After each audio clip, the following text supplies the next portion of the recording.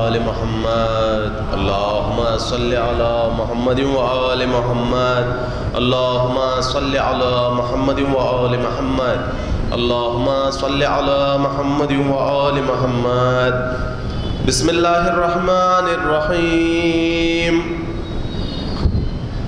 عن جابر بن عبداللہ الانصاری انہو قال عن فاطمة الزہراء علیہ السلام بنت رسول اللہ صلی اللہ علیہ وآلہ قال سمعت فاطمة انہا قالت دخل علی ابی رسول اللہ فی بعض الایام فقال السلام علیک یا فاطمة فقلت علیک السلام قال انی اجد فی بدنی ضعفا فقلت له اعوذک باللہ یا ابتاه من الضعف فقال یا فاطمة ائتینی بالکساء الیمانی فغطینی به فاتیته بالکساء الیمانی فغطیته به وصرت انظر الیہ وَإِذَا وَجْهُ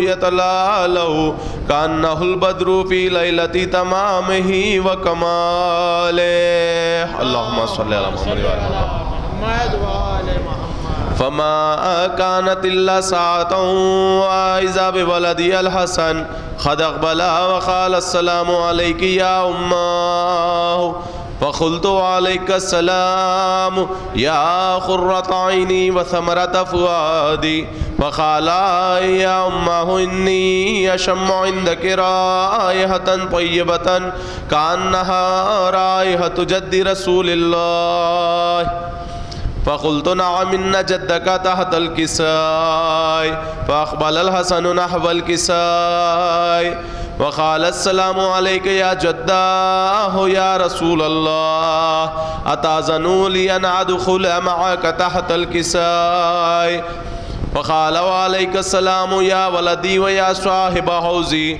قد أذنت لك فدخل معه تحت الكساء اللهم صل على محمد وعلى محمد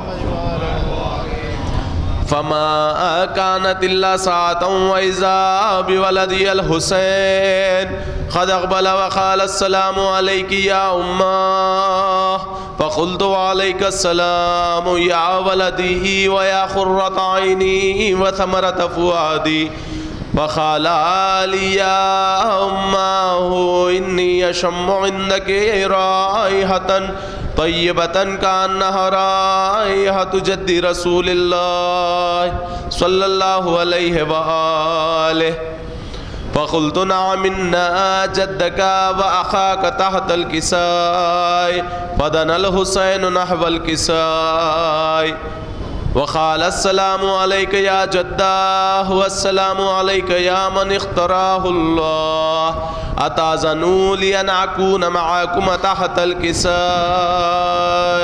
اللهم صل على محمد وعلى محمد وقال وعليك السلام يا ولدي ويا شافع أمتي قد أذنت لك فدخل معهم تحت الكساء اللهم صل على محمد وعلى محمد فأقبل عند ذلك أبو الحسن علي بن أبي طالب وقال السلام عليك يا بنت رسول الله فقلت وعليك السلام يا أبا الحسن ويا أمير المؤمنين وقال يا فاطمة إني أشم عندك رائحة طيبة كأنها رائحة أخي وابن عم رسول الله فقلت نعم ها هو مع ولديك تحت الكساء فأقبل علي نحو الكساء وقال السلام عليك يا رسول الله أتأذنوا لي أن أكون معكم تحت الكساء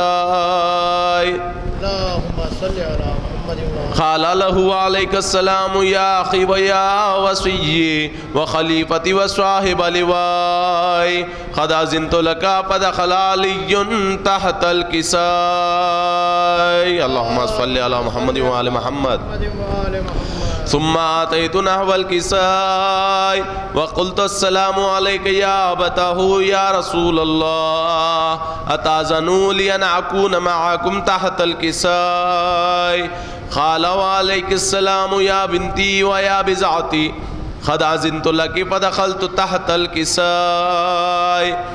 اللهم صل على محمد وآل محمد فلما اكتملنا جميعا تحت الكساء أخذ بي رسول الله بطرفي الكساء وأومع بيده اليمنى إلى السماء وقال السلام عنا وقال اللهم إن هؤلاء أهل بيتي وخاصتي وحامتي لحمهم لحمي ودمهم دمي يؤلموني ما يؤلمهم ويحزنوني ما يحزنهم أنا حرب لمن حاربهم وسلم لمن سالمهم وعدو لمن عاداهم ومحب لمن أحبهم إنهم مني وأنا منهم واجعل صلواتك وبركاتك ورحمتك وغفرانك ورضوانك علي وعليهم واذهب عنهم الرجس وطهرهم تطهيرا اللهم صل على محمد وعلى محمد غمه ولا طالب حاجة إلا وقضى الله حاجته وقال علي نظم والله فزنا وسويدنا وكذلك شيعتنا فازوا وسويدوا في الدنيا والآخرة ورب الكعبة اللهم صل على محمد وآل محمد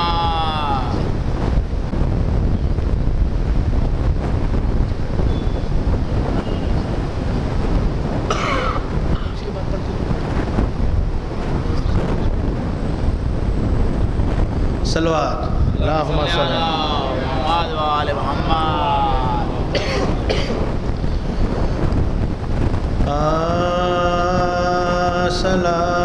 سلامی جس نے درے باغ پنجتن دیکھا اسی نے روضہ رضوان کا جمال دیکھا سلامی رن کے جو بندڑے نے پیرہن دیکھا خبا کی تہ میں لپیٹا ہوا کفا خبا کی تہ میں لپیٹا ہوا کفا نے بصارت کدھر گئی ہے امام ملی نہ لاج پسر کی تمام رندے کھا جوان بیٹے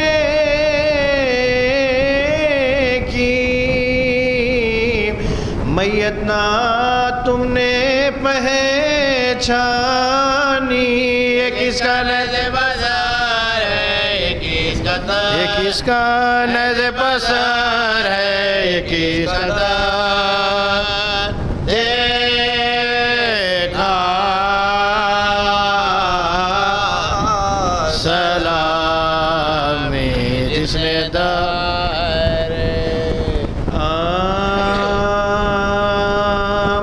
سے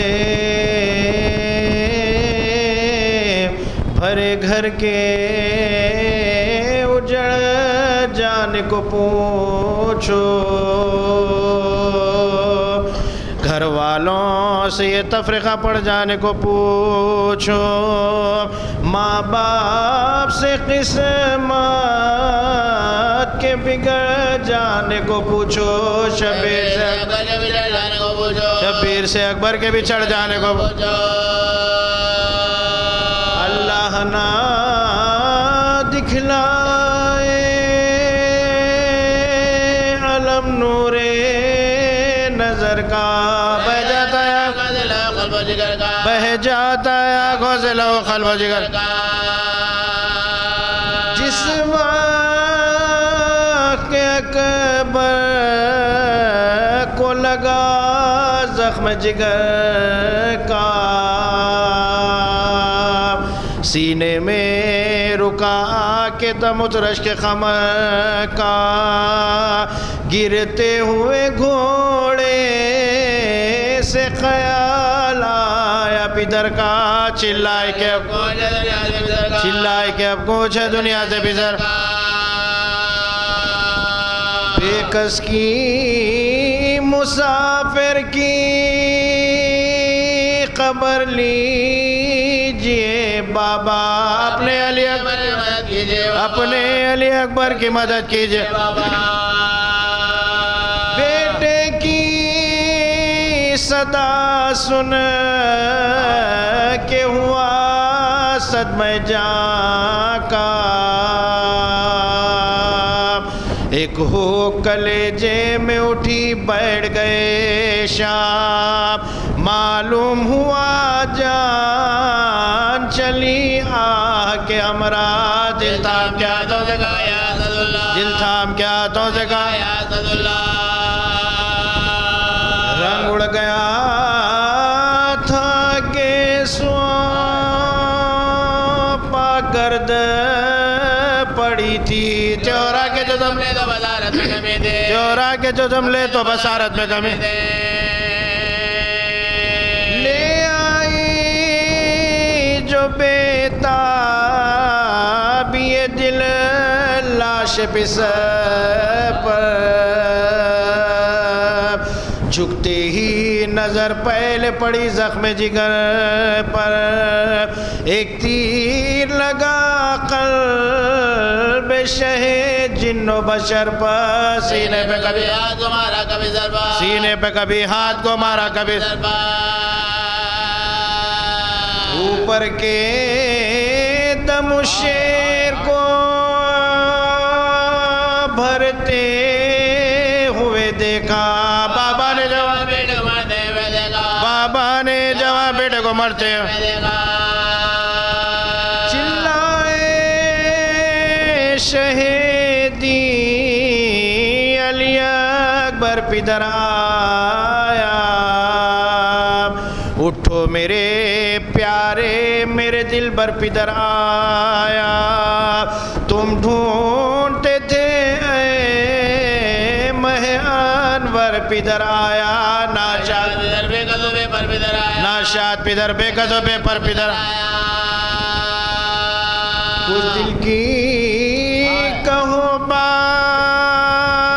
کرو ہوش میں آؤ صدقے پدر آؤ صدقے پدر آؤ میرے آؤ کچھ منہ سے تو بولو علی اکبر علی اکبر آنکھوں کو تو کھولو علی اکبر علی اکبر رخصت بھی تو لو علی اکبر علی اکبر لو باپ کرو لو علی اکبر لو باپ کرو لو علی اکبر علی اکبر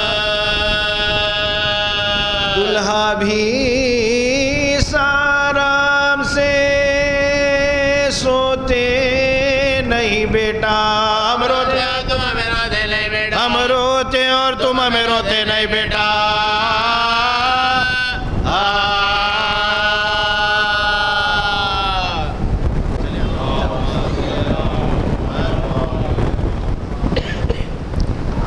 جو حضرات باہر تشریف فرمائے ہیں ان سے ادباً معروضہ کیا جاتا ہے کہ مقام مجلس پر تشریف لے آئیں.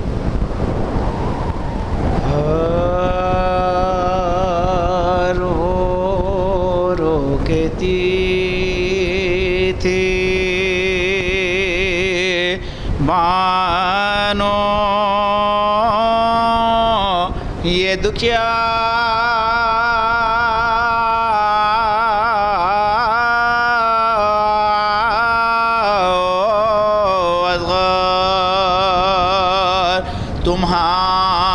تمہاری بلا لو تیرا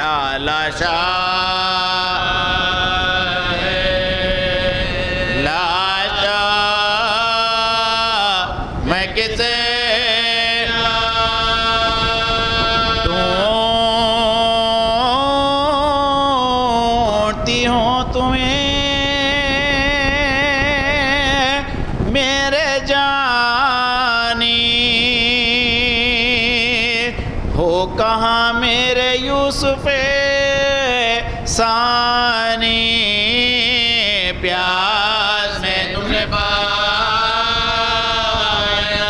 پیاس میں تم نے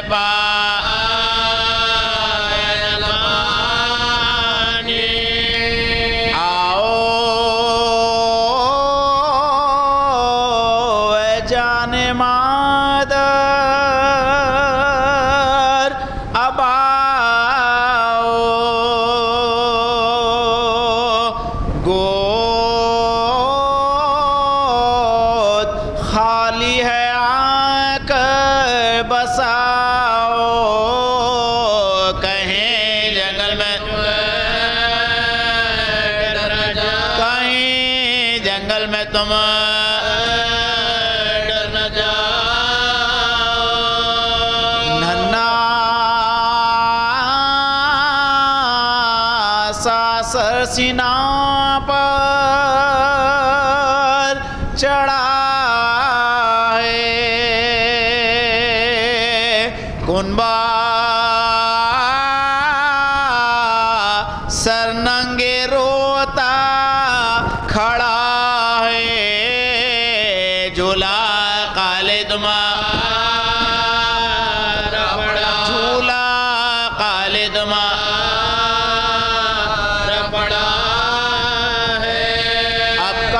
سے کہو تم کو لاؤں لوری دیکھ کسے اب سلاؤں کس کے جھولے کی ڈوری کس کے جھولے کی ڈوری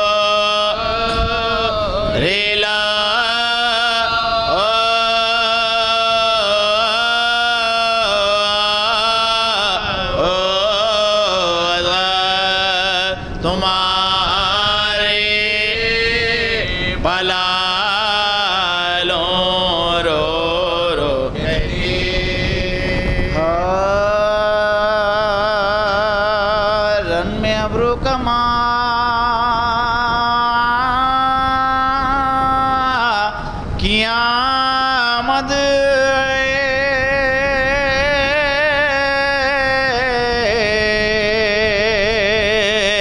اصغر بے زبان قیامت منہ کے کینا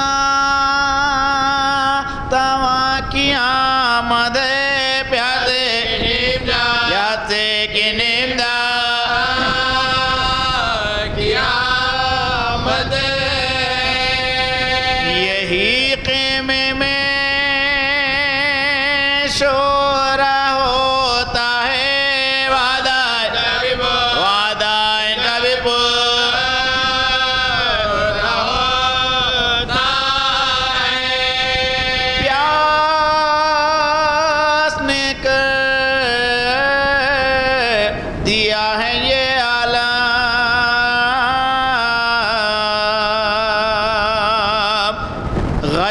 غش آتے ہیں انہیں پیام ہلتے ہیں ہاتھ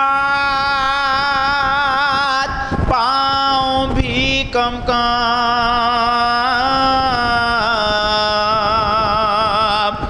سینے میں اب نہیں سماتا دم غم سے ماتم زدوں کو سکتا ہے ننا سید بڑا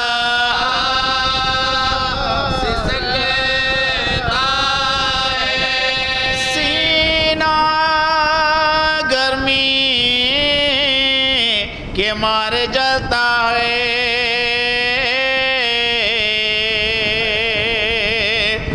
ننا سا دل پڑا اچھلتا ہے دم بدم رنگ کو بدلتا ہے بس نہیں کچھ کسی کا چلتا ہے نام پانی کا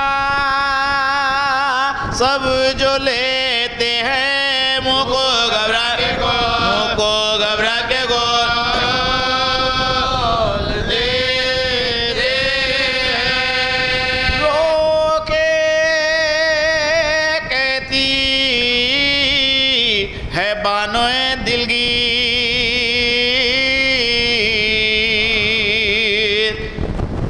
میں کدھر جاؤں کیا کروں تدبیر، ہائے بچے میرے تیری تقدیر،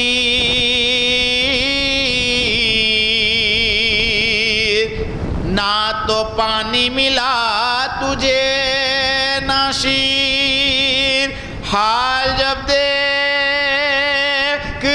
ہے یہ زینب کہتے ہیں یا علی، کہتے ہیں یا علی مدد زینب، ہائے کیا وقت ہے پڑا پر،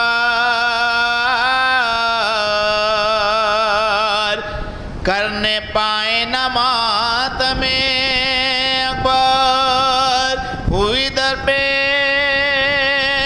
ذلت اصغر، اب میں نکلوں گی اوڑھ کر چادر، لشکر شام پاس جاؤں گی، حال بے شیر کا، حال بے شیر کا سناؤں گی، کہوں گی جا کہ ہوں میں سیدانی،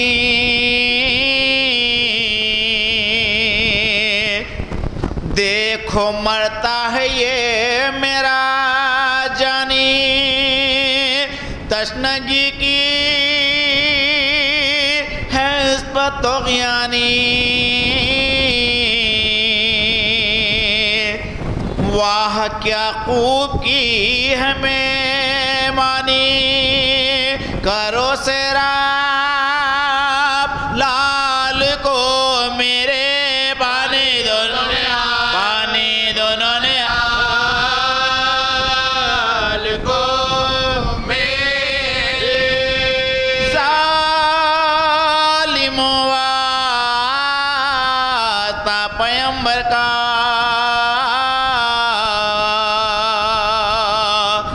دم نکلتا ہے میرے دل بر کا، تر کرو حلق میرے اصغر کا، جام دوں گا میں تم کو کوثر کا، اور مولا بولا آپ ملتا ہے ڈیرو ڈیرو ڈیرو ڈیرو، آپ ملتا ہے، بولے کرتا ہے کیا غضب ظالم،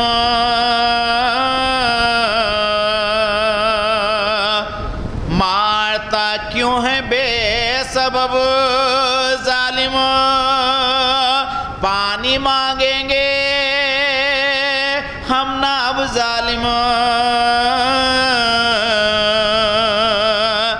سنتا تھا شیخ کا کہنا کب ظالم، تیر ابرو کمان کو مارا، چھ مہینے کی جان کو مارا،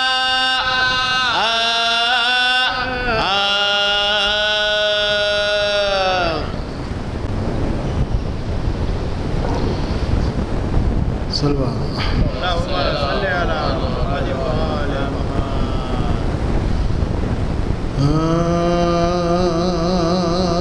نام پر شاہ کے پانی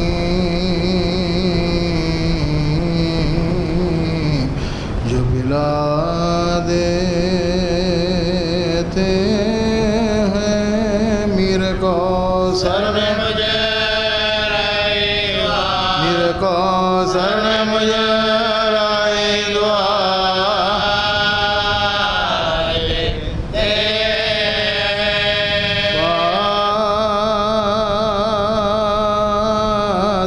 کہتی ہے دنیا میں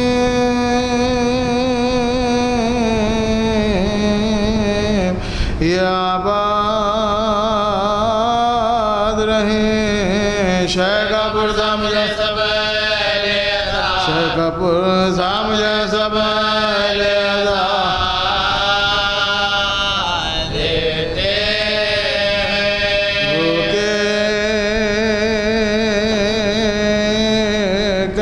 سکینہ کے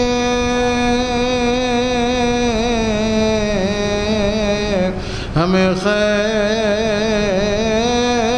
کیا لوگ زندہ سے یتیموں کو چھڑا لوگ زندہ سے یتیموں کو چھڑا دیتے ہیں نام پر شاہ کے پانی جو پلا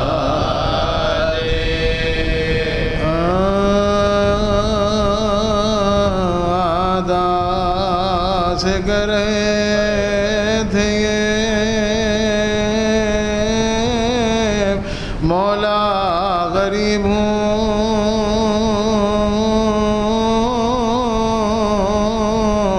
اللہ کے حبیب کا یارو حبیب ہوں ایک دم میں دم نکلتا ہے ابن خریب ہوں زخمی ہوں بے گناہ زخمی ہوں بے گناہ تم جس کے کلمہ گو ہوں میں اس کا نواسا ہوں پانی پلا کے ذبح کرو یا رب پیاسا پانی پلا کے ذبح کرو یا رب پیاسا کہتے تھے یہ حسین کے ایک زلزلہ ہوا ساتوں طبق زمین کے ہلے آسمان ہلا ناگاہی فاطمہ زہرا کی یہ صدا وقت نماز عصر بھی نزدیک آ گیا وقت نماز عصر بھی نزدیک آ گیا طفلی میں جو کیا تھا وہ وعدہ وفا کرو جھک کر حسین شکر کا سجادہ کرو جھک کر حسین شکر شکر کا سجادہ کرو اس دم لئی نے دور سے دیکھا یہ ماجرا شمر لئی کو پاس بلا کر یہ تاب کہا سمت رسول خاک با بے ہوش ہے بڑا کیا دے گا قیامت پھر احسان آئے گا کیا دے لے غام گسار ہے خنجر گلے وزیر بسیر پہ قاتل سوار ہے خنجر گلے وزیر پہ قاتل سوار ہے فرمایا شین کون ہے تو ایسی دام شیار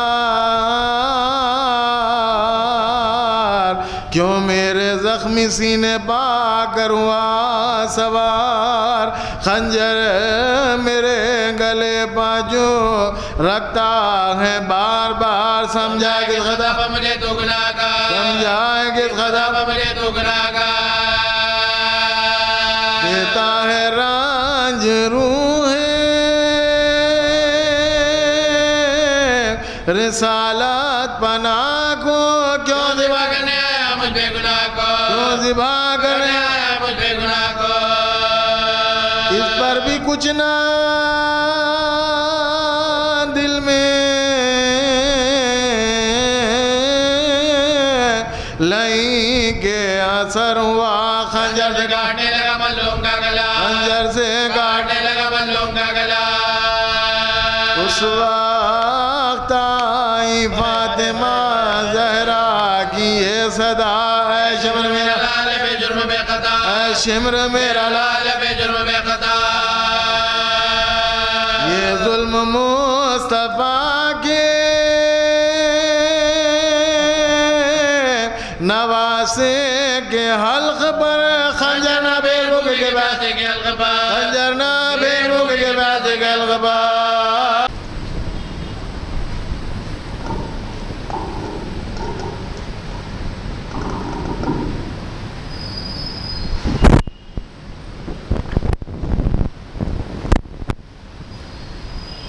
رحم الله من قرأ الفاتحة.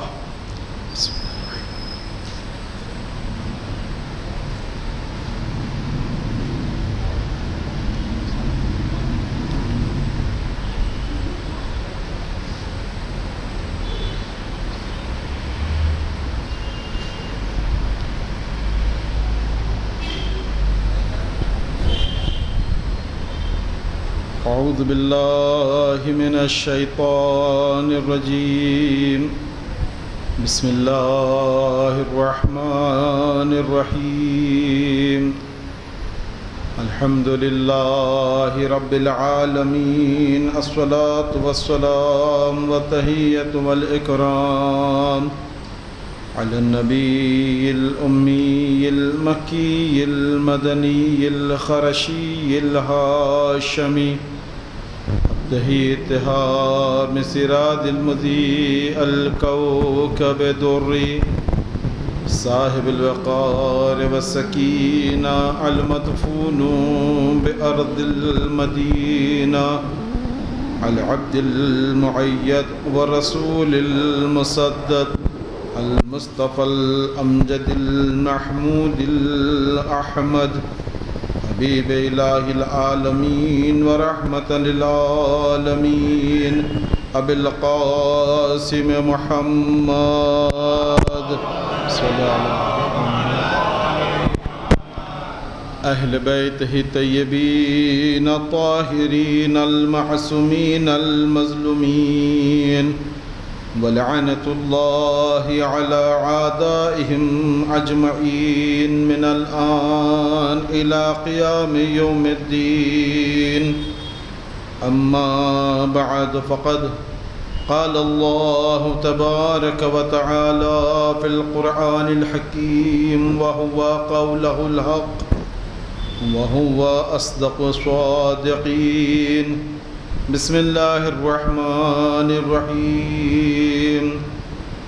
ألم يجعل الأئمة يهدوا بأمرنا. صلوات پر دے محمد وآلہ.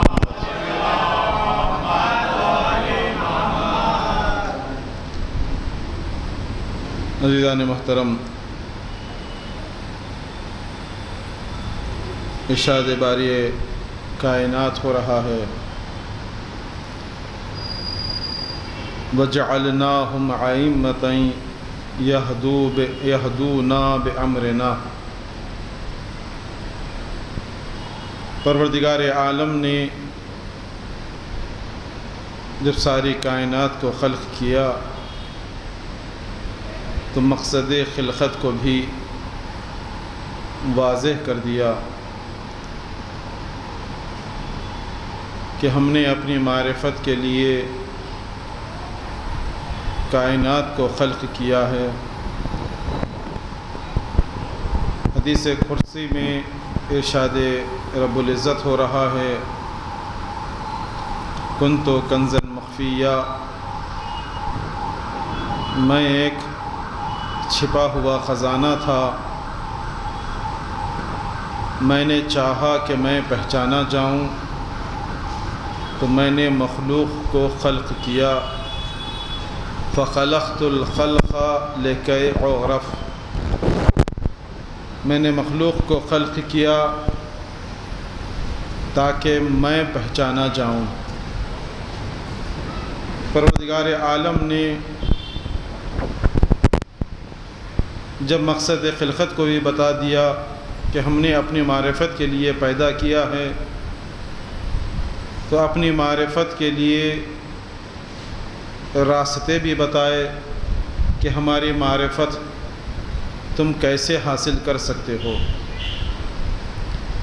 معرفت پروردگار کے لیے یہ ضروری ہے کہ ہم اس کو کما حقہ پہچانیں. معرفت یعنی پہچاننا. میں اپنے چھوٹے بھائیوں کے لیے یہ معنی بیان کر رہا ہوں تاکہ بات ان کے ذہنوں تک بھی پہنچ جائے. معرفت یعنی پہچاننا. کسے؟ پروردگار عالم کو. پروردگار عالم نے اپنے آپ کو پہچانوانے کے لیے ساری کائنات کو خلق کیا، اور بھی بہت ساری وجوہات بتائے ہیں کہ اپنے پروردگار عالم نے کیوں خلق کیا ہے۔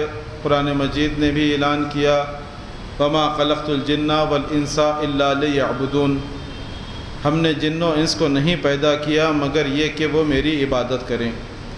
عبادت بھی مقصد خلقت ہے، عبادت بھی پروردگار عالم نے وجہ بتائی ہے، ریزن بتایا ہے کہ ہم نے عبادت کے لیے پیدا کیا۔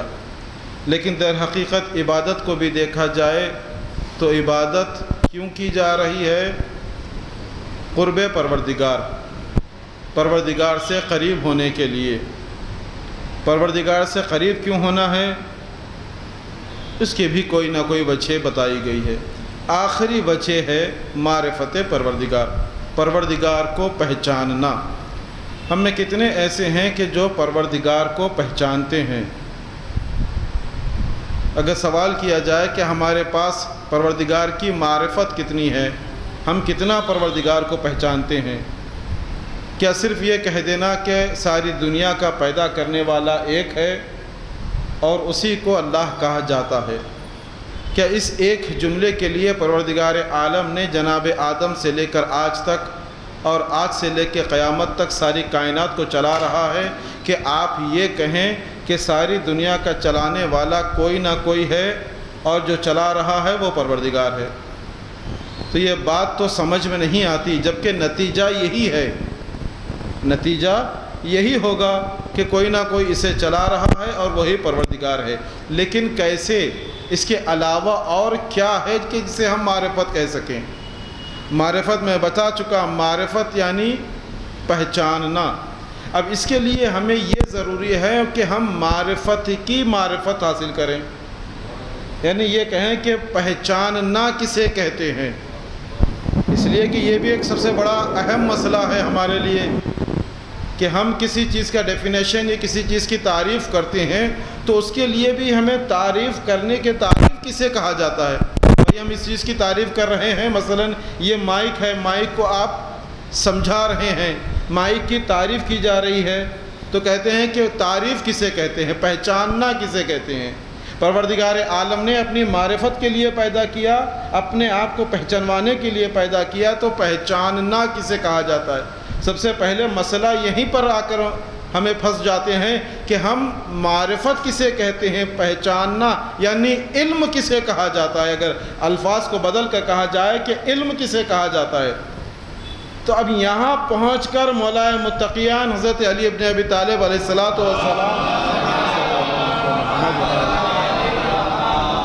کا ارشاد گرامی یہ ہے کہ علم کی کچھ مولا کائنات نے کچھ شرطیں بتائی ہیں، یا علم کی یوں کہا جائے علم کے ارکان بتائے، رکن بتائے ہیں۔ پروردگار پیغمبر مولا کائنات نے کہا علم یعنی علم کے لیے 3 رکن کا ہونا ضروری ہے۔ توجہ سے آپ اگر آزاد سماعت فرمائیں تو بڑا لطف آئے گا۔ علم کے لیے 3 ارکان بیان کیے گئے۔ ایک تو وہ کہ جو علم حاصل کرنے والا ہے، یعنی عالم جو علم حاصل کرنے والا ہے، ایک شے جسے عالم کہا جاتا ہے، یعنی علم حاصل کرنے والا۔ دوسرا رکن ہے معلوم، یعنی وہ شے جس کے بارے میں معلوم کیا جا رہا ہے۔ اگر کوئی شے ہی نہ ہوگی تو کس چیز کا علم حاصل کیا جائے گا؟ کچھ تو ہونا چاہیے جس کے بارے میں علم حاصل کیا جائے۔ تو ان 2 چیزوں کا تو ہونا ضروری ہے، ایک تو عالم کا ہونا ضروری ہے، یعنی جاننے والے کا ہونا ضروری ہے، پہچاننے والے کا ہونا ضروری ہے، اور ایک وہ شے کا ہونا ضروری ہے کہ جسے پہچانا جا رہا ہے۔ مثلا اگر یہ مائک ہی کی مثال لے لیں، اگر مائک کے بارے میں مجھے معلومات حاصل کرنا ہے تو اس مائک کا پہلے ہونا ضروری ہے۔ اگر مائک ہی نہیں ہوگا تو پھر میں پہچانوں گا کسے، کس کا علم حاصل کروں گا؟ تو ایک عالم کا ہونا ضروری ہے اور ایک معلوم کا ہونا ضروری ہے۔ اور تیسری شے ہے ان دونوں کے درمیان جو کنیکشن ہے، جو رابطہ ہے، اس رابطے کا ہونا ضروری ہے جسے علم کہا جاتا ہے۔ ہو گئے علم کے 3 ارکان ہیں، ایک عالم کا ہونا ضروری ہے، ایک معلوم کا ہونا ضروری ہے، اور ان دونوں کے درمیان جو رابطہ، جو کنیکشن ہے، اس کنیکشن کا ہونا ضروری ہے، یعنی علم کا ہونا ضروری ہے۔ پروردگار کے صفات میں ایک صفت ہے کہ پروردگار عالم ہے کہ نہیں؟ پروردگار میں صفات ثبوتیہ اور صفات سلبیہ میں ہم نے پڑھا ہے کہ پروردگار کے صفات میں سے ایک صفت ہے کہ وہ عالم ہے۔ پروردگار جب عالم ہے تو کس شے کا علم رکھتا ہے پروردگار عالم؟ یعنی اگر پروردگار کو اس زمانے میں سوچا جائے، تصور کیا جائے کہ جب کچھ نہ تھا، صرف پروردگار کی ذات تھی، کوئی شے موجود نہیں تھی کائنات میں، تب بھی پروردگار موجود تھا، یعنی اس کے لیے یہ نہیں کہا جائے گا کہ وہ کب سے ہے، یہ کب، جب، یہ بعد کی مخلوق ہے، پروردگار پہلے کی مخلوق، اس سے پہلے بھی پروردگار موجود تھا، نہ لفظ جب تھا نہ لفظ کب تھا، پروردگار اس سے پہلے سے ہے۔ جب پروردگار موجود ہے اس زمانے سے، یعنی یہ بھی کہا جا سکتا ہے کہ ہم جیسا بچوں کے لیے کہتے ہیں کہ ایک زمانہ ایسا تھا کہ کچھ نہ تھا، یہ ہماری تعریف کرنا، یہ ہمارا پہچانوانا ان الفاظ کے ذریعے سے کہ ایک زمانہ ایسا تھا کہ کچھ نہ تھا، یہ کہنا ہی غلط ہے۔ کیوں؟ اس لیے کہ کچھ نہ تھا، زمانہ تو تھا۔ آپ جو کہہ رہے ہیں کہ ایک زمانہ ایسا تھا، یعنی زمانہ تو تھا، یعنی ہمارے پاس الفاظ نہیں ہے کہ پروردگار کب سے ہے اس کی ہم تعریف کر سکیں۔ کسی بھی زبان میں آپ چلے جائیں، اس کی تعریف نہیں کی جا سکتی کہ پروردگار کب سے ہے۔ تو پروردگار جب سے ہے، عالم ہے، اور میں نے پہلے کہا، مولا کائنات نے کہا عالم کے لیے تین چیزوں کا ہونا ضروری ہے، ایک تو خود جاننے والے کا ہونا ضروری ہے، اور ایک وہ شے کا ہونا ضروری ہے کہ جس کے بارے میں جانا جا رہا ہے۔ جب پروردگار تنہا تھا، کوئی تھا ہی نہیں، تو ہم کیسے کہیں کہ وہ عالم تھا؟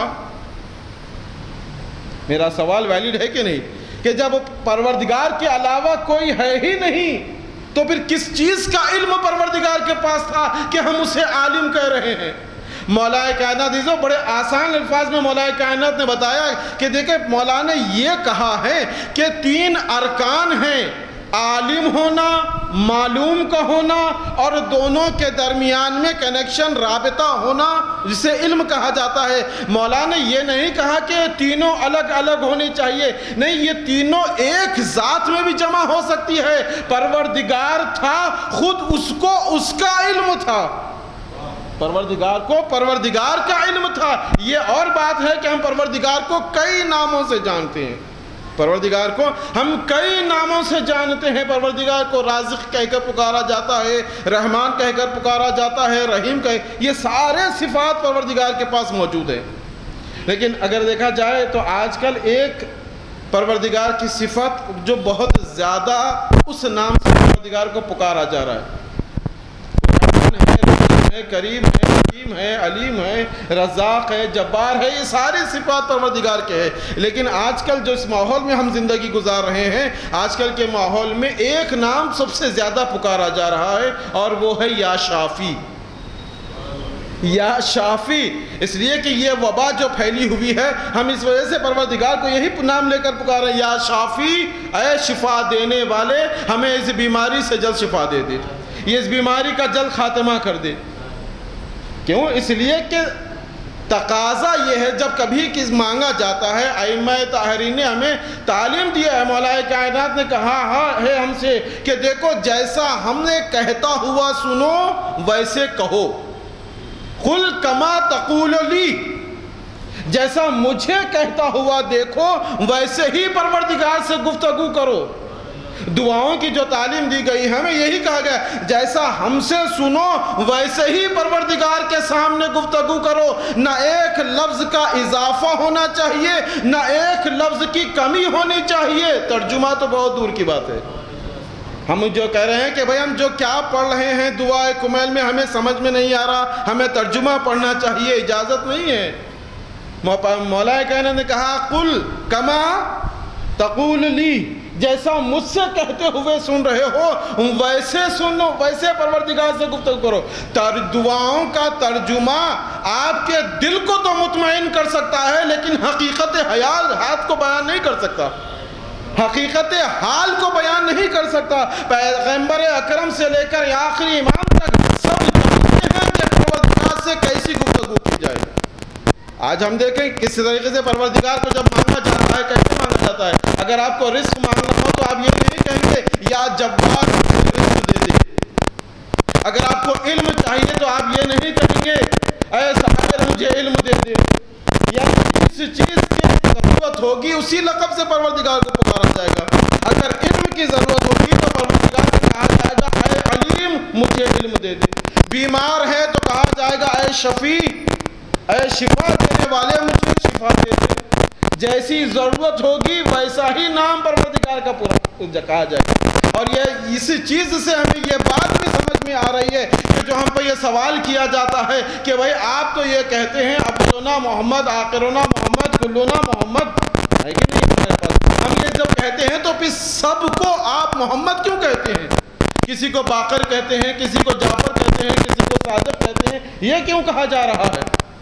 اگر سب کے سب محمد ہیں تو سب کو محمد کے نام سے پکارا جائے گا۔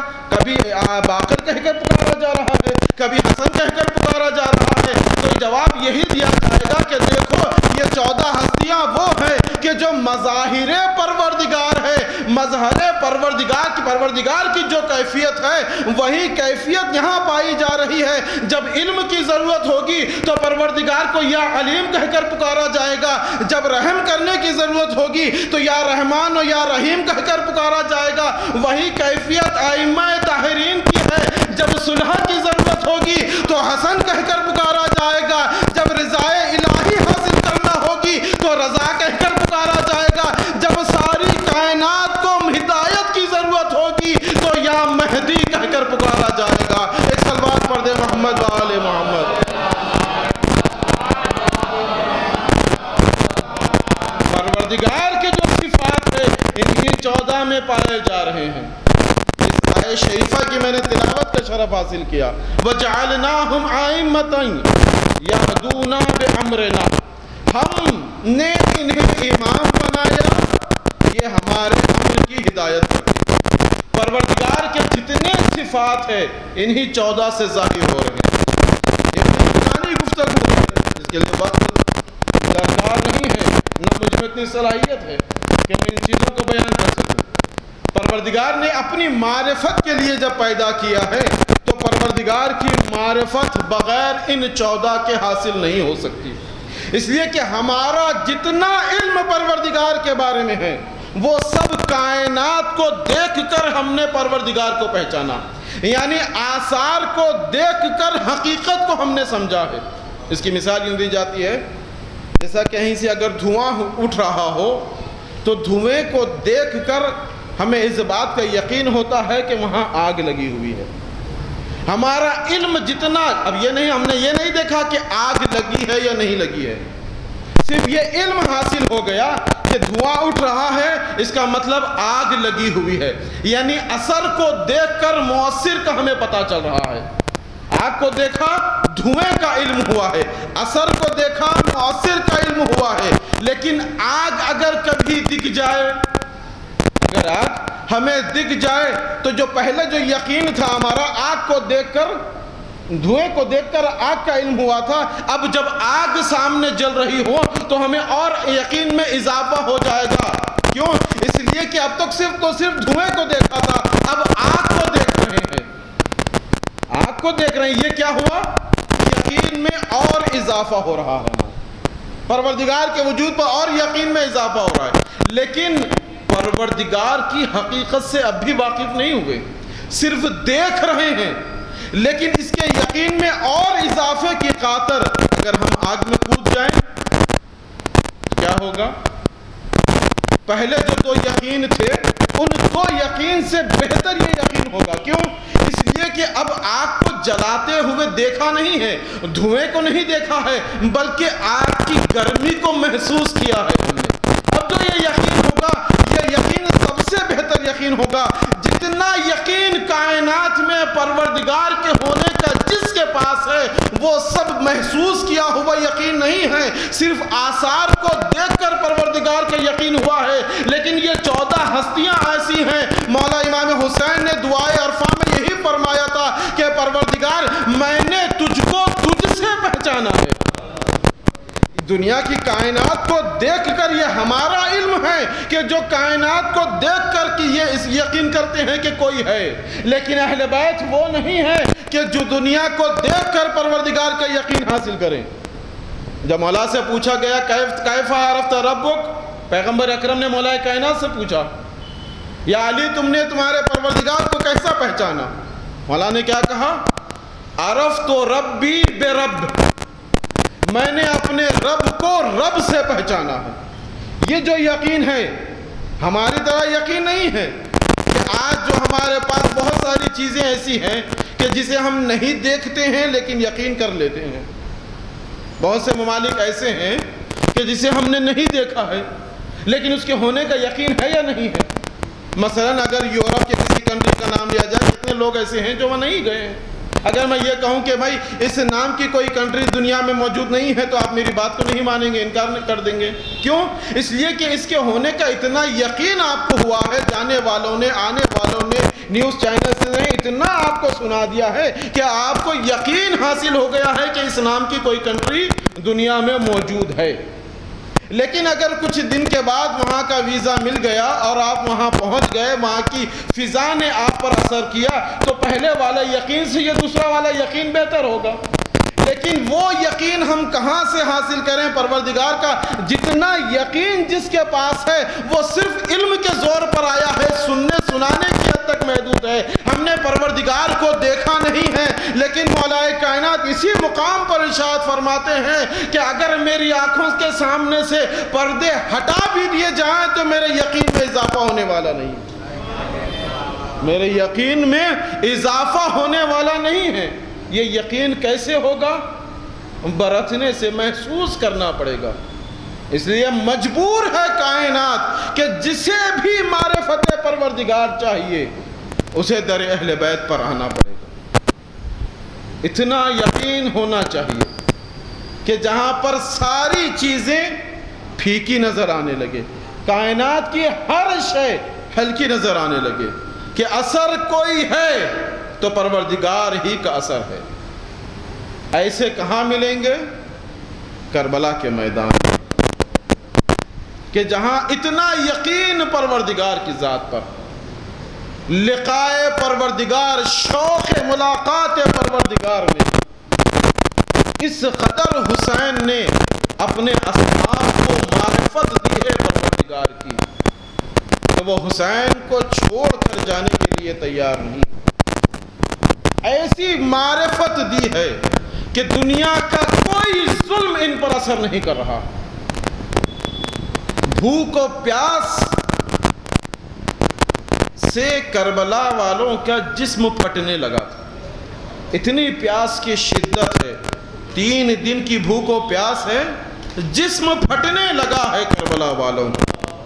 اس کے باوجود بھی آپ دیکھیں شہادت کا شوق کتنا ہے کہ جب مولا امام حسین نے شب عاشور چراغوں کو گل کر دیا تھا۔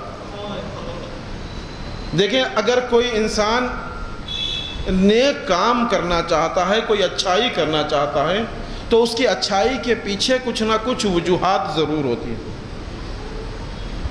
وجوہات کا ہونا ضروری ہے۔ اگر کوئی میں ایک نیک کام کرنا چاہتا ہوں تو سب سے پہلے یا تو میں یہ چاہتا ہوں کہ مجھے آخرت نصیب ہو، مجھے جنت نصیب ہو، لہٰذا میں نے اچھا کام کر لیا۔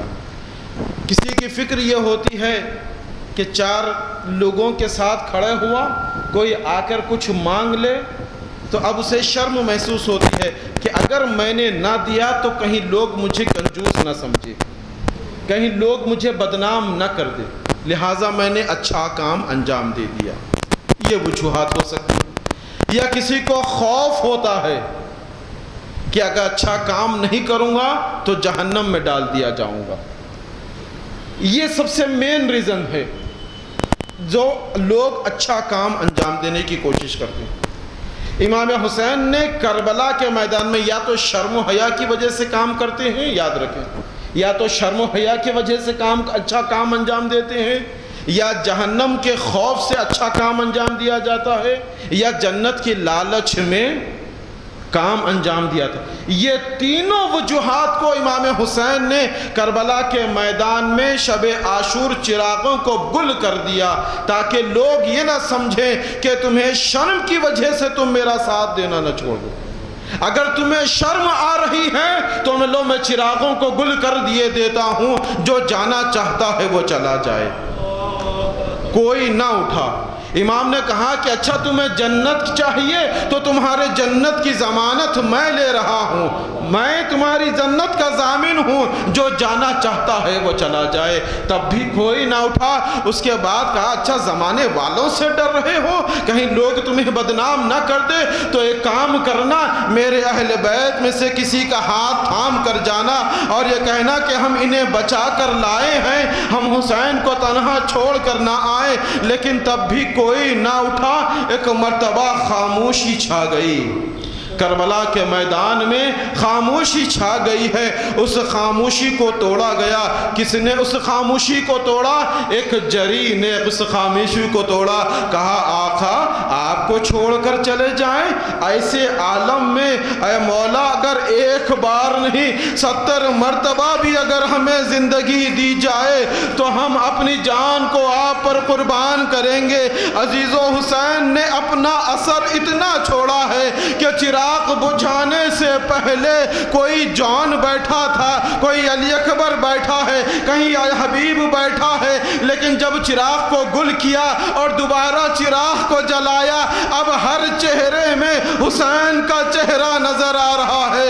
اللہ اکبر! معرفت پروردگار حسین نے کربلا کے میدان میں اتنی دی ہے۔ جب روز عاشور نمودار ہوا، اصحاب جا رہے ہیں، اپنی جانوں کو قربان کر رہے ہیں، یہاں تک کہ وہ وقت آیا جب اقربا کی باری آئی ہے۔ ایک مرتبہ اسی حسین کی بہن نے اپنے بیٹوں کو بلایا اور کہا اے آنو محمد کیا تم نے اپنی جان کو ماموں پر سے قربان نہیں کیا؟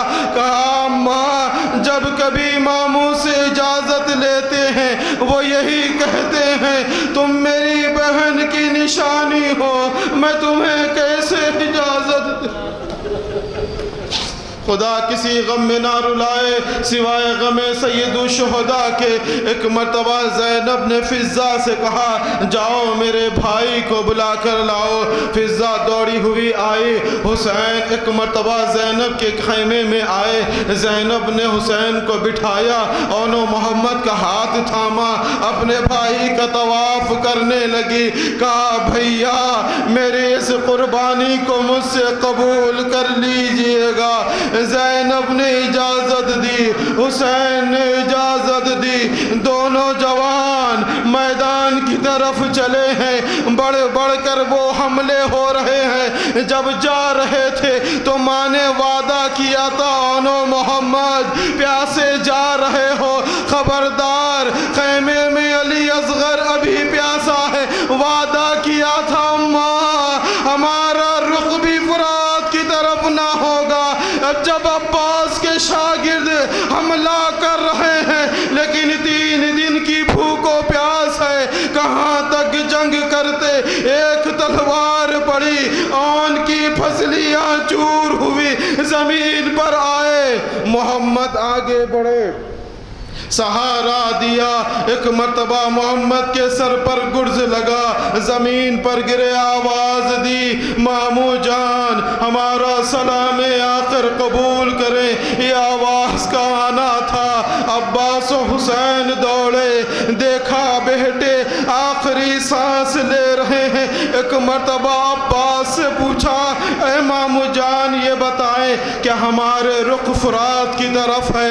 کہا نہیں میرے لال تمہارا رخ فرات کی طرف نہیں ہے۔ کہا مامو آپ گواہ رہنا، ہم نے جو وعدہ ماں سے کیا تھا دم آخر بھی ہمارا رخ فرات کی طرف نہ تھا۔ لاشوں کو لے کر حسین خیمے میں پہنچے، بیویوں نے دوڑ کر زینب سے کہا اے زینب اونو محمد آئے ہیں، آخری ملاقات کر لیں۔